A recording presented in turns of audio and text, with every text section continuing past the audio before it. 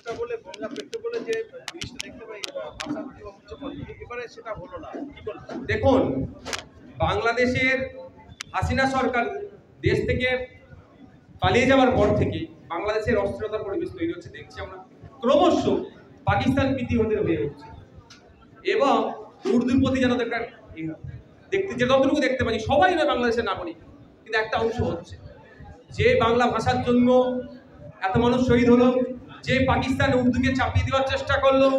আজকে তো দিনটাকে আরো ভালো করে উদযাপন করা দরকার ছিল, কিন্তু এবারে উদযাপনটা যেন একটু মেরে মেরে দেখতে পাচ্ছি। সত্যিও আমাকে খারাপ লাগছে। পেট্রোপোল সীমান্ত থেকে শুরু করে না আমাদের এপার বাংলা না ওপার বাংলা, আপনারা দেখুন বিগত বছরে যেভাবে উদযাপন করা হয় এবছর একটু মেরে মেরে হচ্ছে। আমি আশা করব বাংলাদেশের অস্থিরতার পরিবেশ কাটিয়ে উঠবে, দ্রুত নির্বাচন হবে, নির্বাচিত সরকার সামনে বছরে 21শে ফেব্রুয়ারি বিগত বছরের ন্যায় ব্যাপকভাবে তারা উদযাপন করবে। এবার বাংলায় আমাদের শামসুল স্যারদের পরিবারের থেকে যারা গিয়ে শহীদ হয়েছেন তাদের পরিবারকে আমন্ত্রণ করবে।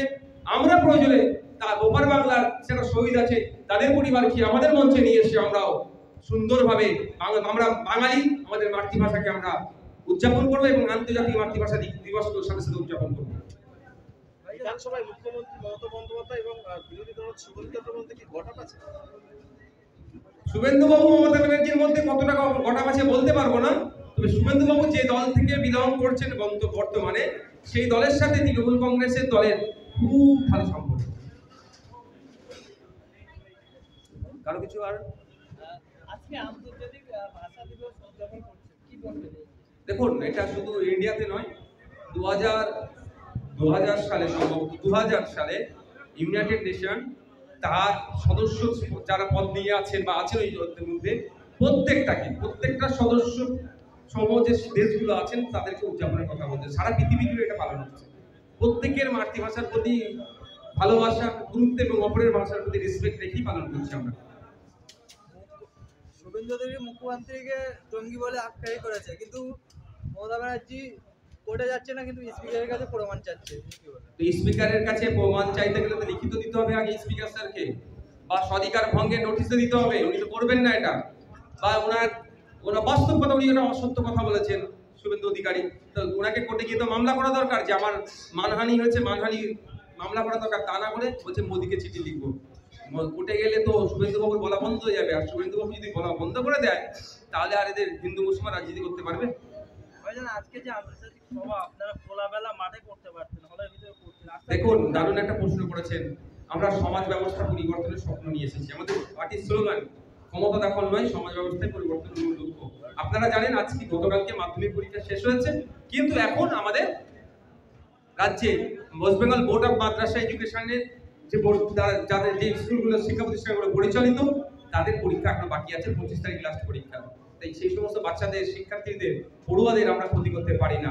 সেই জন্য আমাদের প্রোগ্রামটা আমাদের করতে হবে এবং তাদের ক্ষতি না হয় তার জন্য আমরা ইনডোর করছি। অন্যান্য রাজনৈতিক দল এখন চুটুল নাচ দিচ্ছে, ডিজে লাগিয়ে হই হই করছে, তাদের সাথে আমাদেরকে ভুলিয়ে দেবেন না। আপনি ইনডোরে করছেন, কিন্তু আপনার বিধানসভায় সওগাত মোল্লা আউটডোর লাউড স্পিকারে রাতের বেলা প্রোগ্রাম করেছে মাধ্যমিক পরীক্ষা চলাকালীন। দেখুন, আমরা সব জানি এটা, কিন্তু সওগাত মোল্লার বিরুদ্ধে ব্যবস্থা নেবে কে? সে প্রশাসনের সেই শিরদাঁড়াযুক্ত প্রশাসন খুব কমই আছে। আপনারা জানেন এই মিনাখা থানাতে পাশের থানা মিনাখাই তো পাশের থানা মিনাখাতে আমাদের কর্মীদের উপরে অত্যাচার করেছিল, বন্দুকের বাঁট দিয়ে মাথায় মেরে তাকে হসপিটালাইজ করে দিয়েছিল। যে পুলিশ কর্তা অ্যারেস্ট করেছে সেই পুলিশ কর্তাকে এই থানা থেকে ট্রান্সফার করে দিয়েছে। এই অনৈতিক কাজ চলছে, এর জবাব তো মানুষকে চাইতে হবে।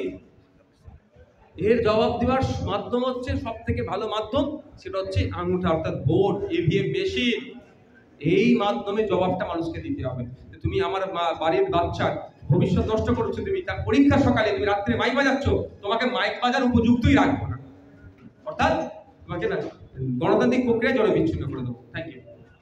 যে আপনি যে এখানে থেকে দল যদি বলে দাঁড়াবে, যেভাবে দাঁড়াবে না, আপনি কি বামেদের সঙ্গে মিলিত হয়ে সংযুক্ত মোর্চার অংশ হিসেবে দাঁড়াবেন, নাকি এককভাবে দাঁড়াবেন, নাকি অন্য কোনো সংগঠনের সঙ্গে যুক্ত হয়ে দাঁড়াবেন? দেখুন, শুধু বাম বা কংগ্রেস নয়, 2026কে মাথায় রেখে আমরা চেষ্টা চালাচ্ছি যে কটা বিজেপি তৃণমূল ধর্মনিরপেক্ষ শক্তি আছে তাদেরকে ঐক্যবদ্ধ করে এই বিজেপি এবং তৃণমূলের বিরুদ্ধে লড়াই করার জন্য। সেখানে বাম কংগ্রেস স্বাভাবিকভাবে আশা করছি থাকবে, আরও যে কোনো দলগুলো আছেন তাদের সাথেও আলোচনা চালাবো, যাতে করে একসাথে একটা ভোটও না বিজেপি তৃণমূলের বাইরে যে শক্তি আছে তাদের বাইরে না চলে যায়, সমস্ত ভোটটাই বিজেপি তৃণমূলের বিরুদ্ধে যে দোষ তৈরি হবে তাতে যেন আসে। 4টে কেন্দ্র খুব ইম্পর্টেন্ট। একটা হচ্ছে ভাঙড় আপনার কেন্দ্র, ভবানীপুর মমতা বন্দ্যোপাধ্যায় কেন্দ্র, নন্দীগ্রাম শুভেন্দু অধিকারী এবং ডায়মন্ড হারবার অভিষেক বন্দ্যোপাধ্যায়। ফলে এই 4টে জায়গার মধ্যে বিধানসভায় কোনটা আপনার কাছে মানে 1 নম্বরে স্থান পাচ্ছে এবং সেখানে ইচ্ছা প্রকাশ করবেন?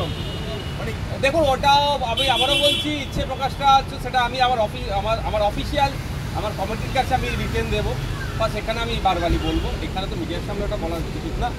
1 নম্বরে কোন নামটা? 4 সিট ভালো সিট, 4টের যদি কোনো জায়গায় আমাকে সুযোগ দেয় সেখানেই লড়ে দেবো। আর 294টাকে আমরা মনে করি সিট, 294-এর প্রত্যেকটা সিটই আমাদের কাছে খুব গুরুত্বপূর্ণ। মানে একটা সিট চোখ বন্ধ করে সামনে আসে এই 4টের মধ্যে 294টাই আসছে আমার সামনে।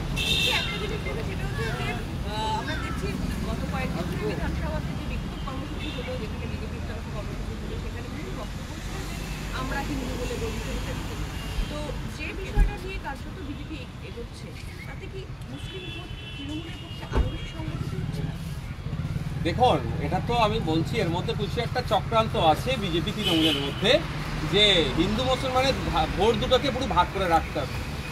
অন্য ধর্মনিরপেক্ষ যে শক্তিগুলো আছে, যারা হিন্দু মুসলিম নির্বিশেষে একজন মানুষের কথা ভাবে, তাদের ভাবনাতে ঢুকতে না দেওয়া। একজন চাইছে আমি হিন্দুত্বের বড় লিডার হয়ে উঠতে, অপরজন ওই হিন্দুত্বের বড় লিডার হওয়াকে ভয় দেখিয়ে মুসলিম ভোটকে আবার নিজের কাছে রাখার চেষ্টা হচ্ছে। এই অপচেষ্টা চলছে। তবে আমি অনুরোধ করব বাংলার মানুষের কাছে, 2026 আসছে, হিন্দু মুসলমানের খেলাতে যদি পড়েন ক্রমশ আরও তলনিতে যাবেন। এগিয়ে বাংলা বললেও পিছিয়ে বাংলা। হসপিটালে গেলে যাওয়ার পরে স্লাইন পাওয়া যাচ্ছে না, মেডিসিন পাওয়া যাচ্ছে না, সরকারি স্কুলে টিচার পাওয়া যাচ্ছে না, সরকারি কর্মচারীদের আপনার ডিএ পাচ্ছে না, শ্রমের মূল্যায়ন হচ্ছে না, চা শ্রমিকদের থেকে শুরু করে যেগুলো যা আছে অসংগঠিত ক্ষেত্রে যারা আছে শ্রমের মূল্যায়ন হচ্ছে না। এর থেকে যদি পরিত্রাণ পেতে চান, মানুষের অধিকার যদি আপনার অধিকার আপনি বুঝে পেতে চান, শুধুমাত্র হাতে কিছু নগদ টাকা দিয়ে উন্নয়নের জোয়ার বলে যে চালিয়ে দিচ্ছে, এটা না করে প্রকৃত অর্থে মানুষ স্বাবলম্বী হয়ে উঠতে যদি চান, তাহলে এই বিজেপি তৃণমূলকে হারান। আমরা যে জোট তৈরি করছি সেই জোটে আসবে। গতকাল এনডিএর বৈঠকে প্রধানমন্ত্রী নরেন্দ্র মোদী বলেছেন যে পশ্চিমবঙ্গ আমাদের টার্গেট, আমাদের স্থায়ী। দেখুন, ওটা বলেছিল 2021-এর আগেও, কিন্তু উপহার দিয়ে চলে গেল তৃণমূলের হাতে। তো এবারে কী করা যায় দেখা যায়। তারা তো একটা লেভেলের সেটিং হয়ে আছে, বিজেপি আর তৃণমূল শাসন বিরোধী থাকবে তারা, কিন্তু আমরা এই সেটিংটাকে ভাঙবো। বাম আর কংগ্রেস একই কথা বলে, সেটিং। আপনারাও সেটিং বলেন। মানুষ কি বিশ্বাস করে এই কথা? না হলে রেজাল্ট কেন? দেখুন, রেজাল্ট ভোট মানুষকে দিতে দিচ্ছে, মানুষের অধিকারকে প্রয়োগ করতে দিচ্ছে। সেন্ট্রাল ফোর্স আসছে, ইসিআই আসছে, তাদের ভূমিকা নিয়েও প্রশ্ন থেকে যাচ্ছে। মানুষের যদি শান্তিপূর্ণভাবে ভয়ডরহীনভাবে মানুষকে মতামত দেওয়ার জায়গা করে দেওয়া যায়, তাহলে দেখবেন এই শাসক আর বিরোধী প্রধান যে বিরোধী আছে এই মুহূর্তে রাজ্যে, তাদেরকে 2026-এ খুঁজে পাওয়া যাবে না। কাউকে খুঁজে পাওয়া যাবে? দুটো দলকেই খুঁজে পাওয়া যাবে। বাম আর কংগ্রেস ক্ষমতা এবং বিরোধী, আরও অনেক দল আছে বিরোধী দল। মানুষ যাদেরকে চাইবে এদেরকে হারাবেন মানুষ চাইছেই না। দেখুন, ভোট হচ্ছে না, বা সেই অর্থে একই কথা হিরণ চট্টোপাধ্যায় বললেন যে মানুষই সব, একদম মানুষ সংগঠনের কোনো প্রয়োজন নেই। হিরণ চট্টোপাধ্যায় না, সংগঠন তো অবশ্যই রাখবে, নাহলে মানুষকে সেই প্ল্যাটফর্মটা পৌঁছে দেবে কিভাবে? সংগঠন তো দরকার। মহাকুম্ভে মুখ্যমন্ত্রীর যে বক্তব্য কালকে রাজ্যপালের কাছে গিয়েছিল, এটা এক্সপান্স করার জন্য এই দাবি, আপনি কি একই দাবি রাখছেন? আমার অবস্থান আমি ক্লিয়ার করে দিয়েছি যে মহাকুম্ভকে যেভাবে নিয়ে যে টিপ্পানি কাটা হয়েছে, ওই নামটাকে ধর্মীয় উৎসবের নামটাকে চেঞ্জ করছে, আমি এর চরম বিরোধিতা করছি। সাথে সাথে এটাও বলেছি, ধিক্কার নিন্দা জানাচ্ছি যোগী প্রশাসনের ব্যর্থতাকে। যোগী প্রশাসনের ব্যর্থতার জন্য ওখানে গিয়ে অনেক হিন্দু মানুষ ক্ষতিগ্রস্ত হয়েছে, মারা গিয়েছে, তারা দুর্ঘটনার সম্মুখীন হয়েছে। এর দায় যোগী প্রশাসনকে নিতে হবে। তৃণমূল কংগ্রেসের মহিলা সহ সভানেত্রী প্রাক্তন সাংসদ অর্পিতা ঘোষ কালকে একটি সভায় গিয়ে বলেছেন যে শুভেন্দু অধিকারীকে সামনে পেলে আগে খাটিয়ে চড় মারতাম, তারপরে উনি ওই সমাজ মাধ্যমে আবার শাসক দলের নজরে আসতে চাইছে। 2026-এ একটা টিকিট পেতে হবে, এখন প্রাক্তন বলছেন এমপি, এই জন্য এগুলো ভেসে থাকার জন্য তখন শালীনতা বজায় রেখে রাজনীতি করা দরকার। রাজনীতিতে যদি এমপি নিয়ে প্রাক্তন এমপি ওনার মুখের ভাষা যদি এই ধরনের হয়, তাহলে বুথের একজন সাধারণ কর্মীর মুখের ভাষা কী হতে হবে? এটা কালচার তৃণমূলে পরিণত, তৃণমূলের কালচার, এই কালচার বন্ধ করতে হবে। আপনার সাথে আমার মতনৈক্য থাকতেই পারে, মতপার্থক্য থাকতেই পারে, আপনার কথা আমার পছন্দ না হতে পারে, তার জন্য আপনাকে সেই ভাষায় প্রতি উত্তর দেওয়া অনুচিত। আমাকে সরকার সাহেব আমার বিরুদ্ধে অনেক বাজে মন্তব্য করেছে, আমি সরকার সাহেবকে তার ভাষার জবাব নেওয়ার জন্য বা জবাব দেওয়ার জন্য কোর্টের দ্বারস্থ হয়েছি। শুভেন্দু অধিকারী মহাশয় রাত দিন একটা সম্প্রদায়কে টার্গেট করে এতদিন বলে আসছিল, তৃণমূল কংগ্রেস চুপ ছিল, বিভিন্ন পাপ এখন তৃণমূল কংগ্রেসের কাছে গিয়েছে, তার সরকারকে দেখে দেওয়ার চেষ্টা করছে। এর জবাব দেওয়ার জন্য খারাপ ভাষা ব্যবহার করার দরকার নেই, আইনের দ্বারস্থ হন না। রাজ্যের রাজনীতি কি মমতা বন্দ্যোপাধ্যায় শুভেন্দু অধিকারী এই দুজনের মধ্যেই এখন চলছে? এটা তৈরি করা হচ্ছে তো, বকলমে এটাকে দেখানো হচ্ছে হিন্দু মুসলমান, যাতে দুটো দলের ফায়দা হয়।